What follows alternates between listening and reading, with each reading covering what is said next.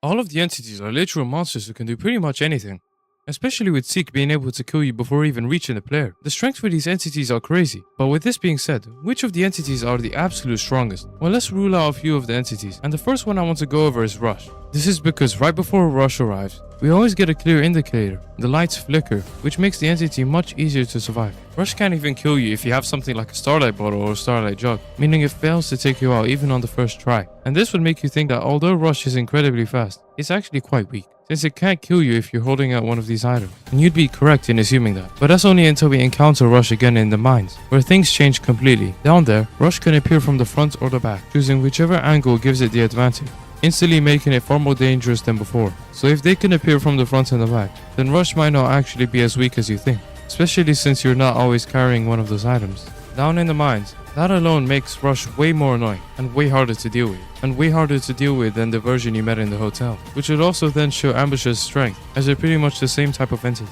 But the entities that we can absolutely rule out for sure are Haste, Dread, and A120. Although the smaller entities are able to kill us, they're still not the strongest indoors, as entities like Monuments or Bramble would be able to do a lot more than them just due to their size and abilities. So let's narrow down which entities are the strongest. That way we can compare them and see which one is the absolute strongest. We can exclude entities like Rush, Ambush, and Blitz, because although they're able to kill us, they don't necessarily seem to be the strongest, as they would most likely lose in a fight to some of the others. It seems to be that the three strongest entities are Seek, World Lotus, and Queen Grumble.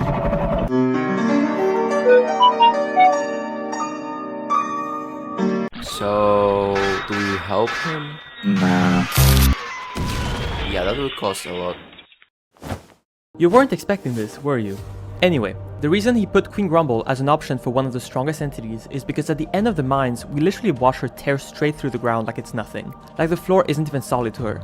That's raw physical power on a level almost no other entity shows, and this kind of strength can't be pulled off by pretty much any other entity in the game. Except Seek, of course, but even then, Seek bursting through a wall is nowhere near the same as ripping through a thick layer of dirt and rock. One is a wall, the other is the actual ground.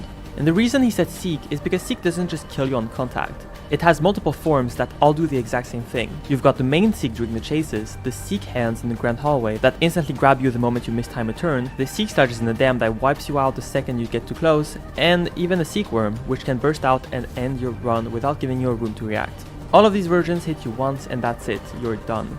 But World Lotus, on the other hand, controls Ice Stalk, Bramble, and Mandrake, and every single one of those is also an instant kill threat. Ice Stalk kills you the moment you get too close, Bramble wipes you instantly if you make any wrong move, and Mandrake gives you a heart attack and you just die. So in raw strength, both Seek and the World Lotus have an entire group of one-hit entities. But the way they use them and the scale of what they control is completely different. But which of these is the absolute strongest? Well, the first entity he wants to rule out is Void, mainly because of the way it shows up and deletes rooms that fall too far behind. Void might look powerful, since it can teleport players, but it doesn't really show any actual strength. It's not trying to kill you, fight you, or even interact with other entities. It's just there to keep the game from breaking. So even if Void is important for gameplay, it was never meant to be a fighter. And honestly, even if Seek or World Lotus try to fight it, there's nothing to hit. Void is literally just empty space. There's no body, no physical form, nothing to damage, which means it isn't winning any fights, but it's also not losing them either. The main reason he wouldn't say Queen Grumble is the strongest is because Seek literally infects her at the end of floor 2, and World Lotus could probably overpower her too by just trapping her in its vines. So now let's go over Seek and World Lotus to see which one of them is the absolute strongest.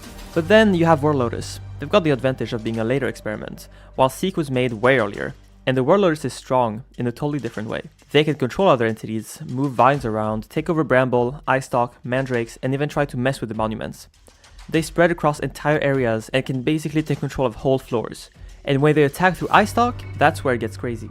Ice Stalk moves almost twice as fast as Seek during the chase, which means World Lotus control is getting close to Seek's level of raw power. We can also see more of their strength when they physically block paths in the hedge maze, and players manage to weaken them by cutting vines. But rather than instantly collapsing, World Lotus retracts and reforms, showing that damage only slows it down temporarily. But because we weaken them, they eventually release the vines and open the exit. Then Seek is a huge, shape-shifting blob of goo, like 3 times bigger than a normal person.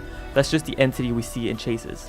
They're fast, they change shape whenever they want, and they can grow arms, tendrils, whatever they need at the moment, and there's just no realistic way anyone is winning a fight against that. And honestly, the weirdest part is the amount of Seek goo sitting in the dam. There's so much of it that it kind of proves the Seek we see in the dam might not even be the full thing. That could literally just be all the goo that the dam can fit, while the rest lies on the ground deeper. Who knows how much more of it is hiding down there. There might be way bigger versions of Seek that we never actually get to see. Seek also doesn't seem to feel pain at all. The 4th time we run into them, they just start slamming into walls like it doesn't matter. It shows they don't take damage the way normal creatures do, which makes them even harder to kill. But here's the thing, if this dude is literally able to infect almost any entity with this black goo and make them float, then how in the world can any of the entities compare to them? Which is why, out of all the entities that we know so far, Seek has to be the absolute strongest, and there's no competition. You might think Seek could just infect World Lotus the same way he controls Screech and Queen Screech, but he literally wouldn't do that.